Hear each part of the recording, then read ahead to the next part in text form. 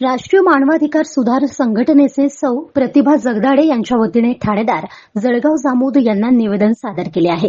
या निवेदनात धुऱ्यावर गवत टाकल्याच्या कारणावरून महिला आणि मुलाला मारहाण केल्याची घटना दिनांक 2 एप्रिल 2025 रोजी जळगाव जामोद तालुक्यातील सूनगाव भाग 1 मधील शिवारात घडली।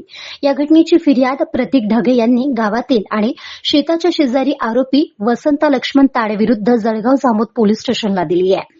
तक्रारीत घटनेच्या दिवशी शेतात धुऱ्यावर गवत का टाकले या कारणावरून आई आणि मुलाला अमानुष मारहाण करून महिलेचा हात धरून विनयभंग केला, शिवेगाळ करत कुटुंबाला जीवे मारण्याची धमकी दिली। अशोक ढगे यांना मोबाईलवरून पत्नी आणि मुलाला आरोपीने मारहाण केल्याची बातमी मिळाली असता त्यांना हृदयविकाराचा धक्का बसला।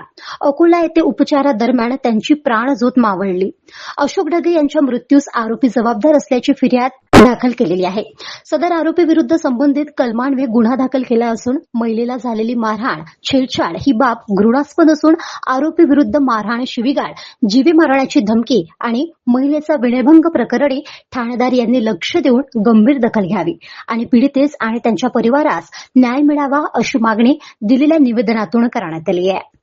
माझ्या पप्पांची डेथ झाली आहे, ती शेतीच्या वादातून झाली आहे आणि माझ्या आईला आणि माझ्या भावाला वसंत लक्ष्मण ताडे या व्यक्तीने खूप मारहाण केली शेतामध्ये आणि त्यांच्यासोबत त्यांचे भाऊ गजानन लक्ष्मण ताडे आणि त्यांची 2 मुलं पवन वसंत ताडे आणि योगेश वसंत ताडे यांनी पण खूप गंभीररित्या या घटनेमध्ये खूप गंभीरतेने मारहाण केलेली आहे। त्याच्यामुळे आम्ही इथं पोलीस स्टेशनला आलेलो होतो। यांच्या ज्या म्हणजे यांचं असं म्हणणं होतं की जे आम्ही सांगितलेलं आहे ते पोलिसांनी लिहिलेलं नाही आहे, तर मी त्यांना फक्त पटवून देण्याचा प्रयत्न केला आणि त्यांनी तो घेतला पुन्हा आणि सक्सेस झाली सर या केसमध्ये। मी आणखी पुढे काही केसेस लागू झाल्या का या प्रकरणामध्ये? हो, सरांनी केल्या 3 कलम सरांनी वाढून दिल्या ठाणेदार सरांनी। अच्छा, याच्या आईचं यात नमूद केलेलं नव्हतं, त्यात आम्ही केसी वाढवल्या त्यांच्या।